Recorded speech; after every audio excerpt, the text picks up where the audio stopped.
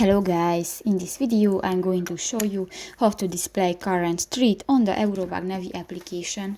But first of all, I just want to mention, please don't forget to subscribe to our channel, because at 100,000 subscribers we are going to show you our YouTube revenue statistics and growth strategy, how to make money online. So let's jump into it. First of all, open the application on your device. Click to the profile icon at the upper right corner of the screen and click to the settings option under the vehicle. Go to the first button, the route and navigation, and here you can find the third section and you can find the last option, the current street. Show the name of the street you currently drive on at the bottom of the map, and if you want to enable, just click to the next gray circle, and if it will be turned blue, this function will be enabled, so you can use the current street and you can check this on your map. So that's pretty much it for this video, guys. See you in the next one. Bye bye.